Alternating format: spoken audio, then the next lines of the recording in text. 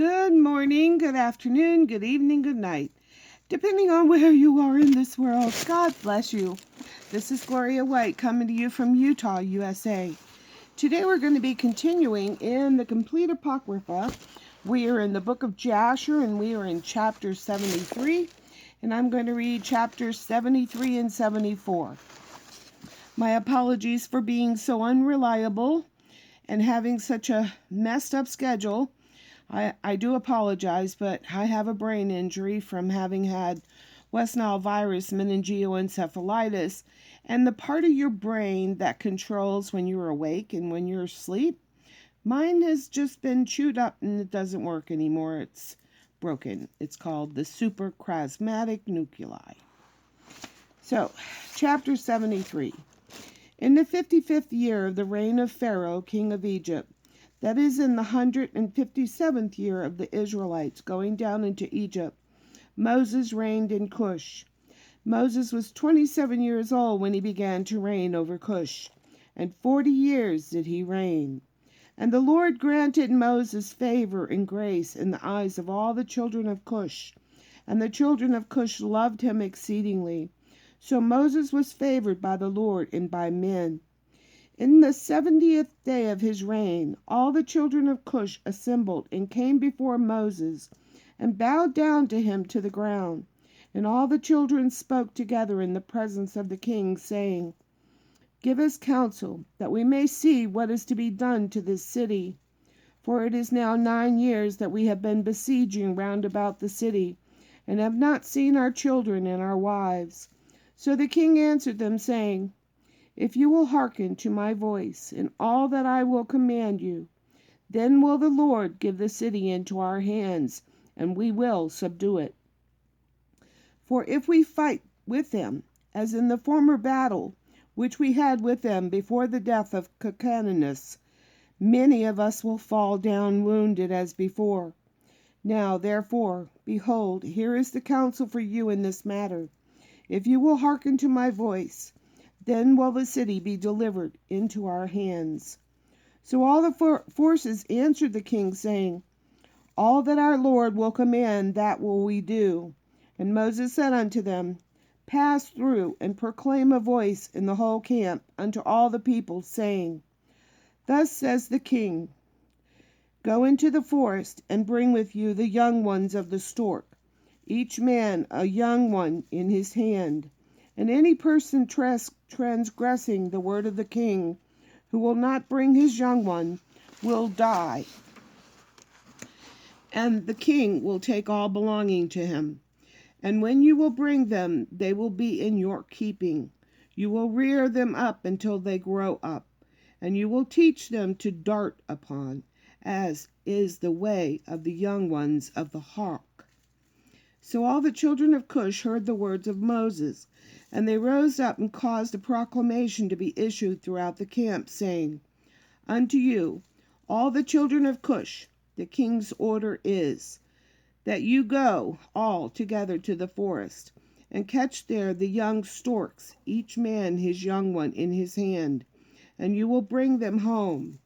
And any person violating the order of the king will die, and the king will take all that belonging to him. And all the people did so. And they went out to the wood, and they climbed the fir trees, and caught, each man a young one in his hand, all the young of the storks.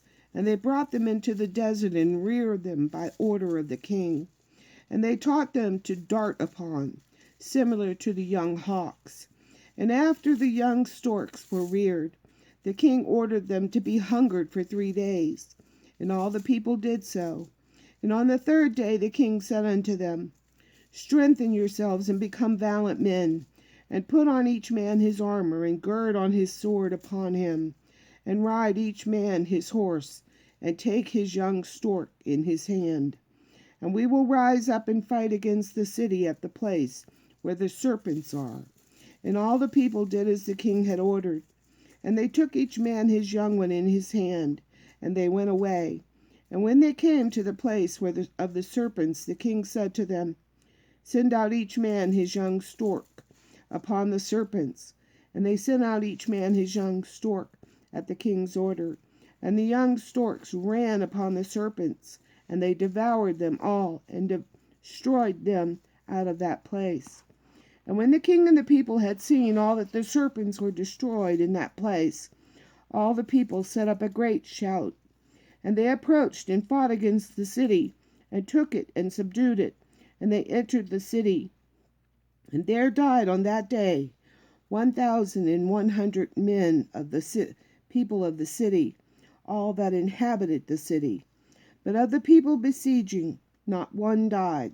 So all the children of Cush went each to his home, to his wife and children, and to all belonging to him. And Balaam the magician, when he saw that the city was taken, he opened the gate, and he and his 2 sons and 8 brothers fled and returned to Egypt, to Pharaoh, king of Egypt. They are the sorcerers and magicians who are mentioned in the book of the law, standing against Moses when the Lord brought the plagues upon Egypt. So Moses took the city by his wisdom, and the children of Cush placed him on the throne instead of Hyrcanus, king of Cush. And they placed the royal crown on his head, and they gave him for a wife Adoniah, the Cushite queen, wife of Hyrcanus. And Moses feared the Lord God of his fathers, so that he came not to her, nor did he turn his eyes to her. For Moses remembered how Abraham had made his servant Eliezer swear, saying unto him, You will not take a woman from the daughters of Canaan for my son Isaac.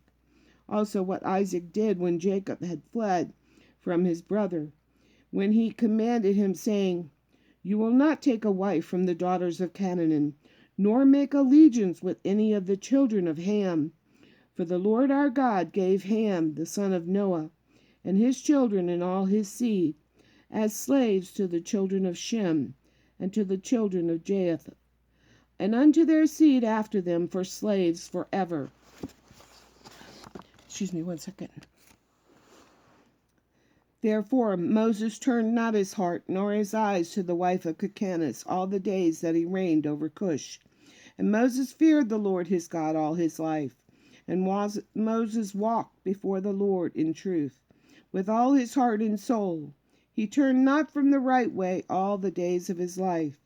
He declined not from the way, either to the right or to the left, in which Abraham, Isaac, and Jacob had walked. And Moses strengthened himself in the kingdom of the children of Cush, and he guided the children of Cush with his usual wisdom, and Moses prospered in his kingdom. And at that time Aram, the children of the east, heard that Hyrcanus, king of Cush, had died. So Aram and the children of the east rebelled against Cush in those days. And Moses gathered all the children of Cush, a people very mighty, about 30,000 men. And he went out to fight with Aram and the children of the east. And they went at first to the children of the east. And when the children of the east heard their report, they went out to meet them, and engaged in battle with them. And the war was severe against the children of the east. So the Lord gave all the children of the east into the hand of Moses, and about 300 men fell down slain. And all the children of the east turned back and retreated. So Moses and the children of Cush followed them, and subdued them, and put a tax upon them, as was their custom. So Moses and all the people with him passed from there to the land of Aram for battle. And the people of Aram also went to meet them, and they fought against them. And the Lord delivered them into the hand of Moses, and many of the men of Aram fell down wounded. And Aram also were subdued by Moses and the people of Cush, and also gave their usual tax. And Moses brought Aram and the children of the east under subjection to the children of Cush. And Moses and all the people who were with him turned to the land of Cush. And Moses strengthened himself in the kingdom of the children of Cush, and the Lord was with him, and all the children of Cush were afraid of him. Chapter 74. In the end of years died Saul, king of Edom, and Baal Chenan, the son of Achbor, reigned in his place. In the 16th year in the reign of Moses over Cush, Baal-Chanan, the son of Achbor, reigned in the land of Edom over all the children of Edom for 38 years. In his days, Moab rebelled against the power of Edom, having been under Edom since the days of Hadad, the son of Bedad, who smote them in Midian, and brought Moab under subjection to Edom. And when Baal-Chanan, the son of Achbor, reigned over Edom, all the children of Moab withdrew their allegiance from Edom. And Aggeus, king of Africa, died in those days, and Asdrubal, his son, reigned in his stead. And in those days died Janius, king of the children of Chittim, and they buried him in his temple, which he had built for himself in the plain of Canopia for a residence.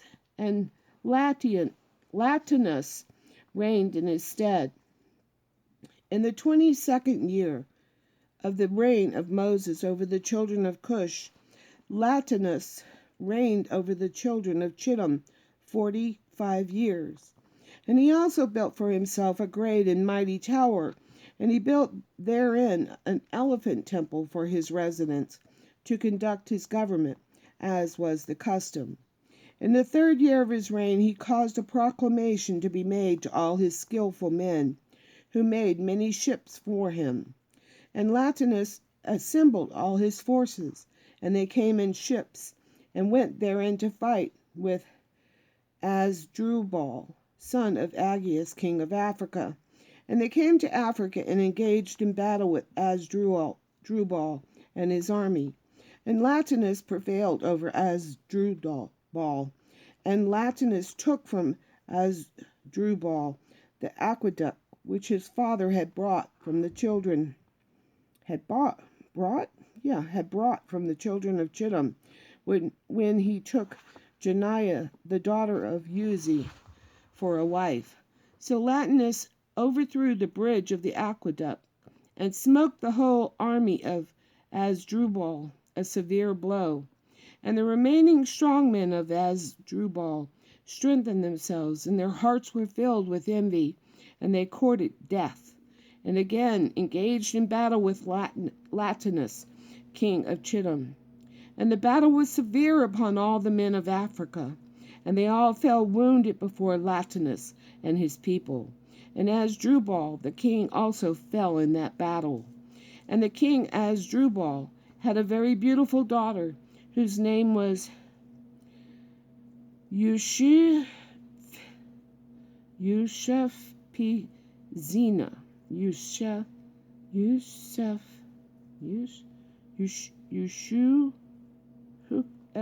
Zena. I cannot pronounce this name. It's Ushpezena. And all the men of Africa embroidered her likeness on their garments on account of her great beauty and comely appearance. And the men of Latinus saw her, the daughter of Asdrubal, and praised her unto Latinus their king. And Latinus ordered her to be brought to him. And Latinus took her for a wife. And he turned back on his way to Chittim. And it was after the death of Asdrubal, son of Aggeus, when Latinus had turned back to his land from the battle, that all the inhabitants of Africa rose up and took Annabel, the son of Aggeus, the younger brother of Asdrubal, and made him king instead of his brother, over the whole land of Africa. And when he reigned, he resolved to go to Chittim to fight with the children of Chittim, to avenge the cause of Asdrubal, his brother, and the cause of the inhabitants of Africa. And he did so, and he made many ships, and he came therein with his whole army, and he went to Chittim. So Annabal fought with the children of Chittim, and the children of Chittim fell wounded before Annabal and his army. And Annabal avenged his brother's cause. And Annabal continued the war for 18 years with the children of Chittim. And Annabal dwelt in the land of Chittim and encamped there for a long time. And Annabal smote the children of Chittim very severely, And he slew their great men and princes. And of the rest of the people he smote about 80,000 men. And at the end of days and years, Annabel returned to his land of Africa, and he reigned securely in the place of Asdrubal, his brother. A lot of war going on, huh? And they all want to exact taxes from the people they conquer. Still, to this day, humanity cannot get along, for they're all power hungry and money hungry. And as always, I love you. Some things just never change.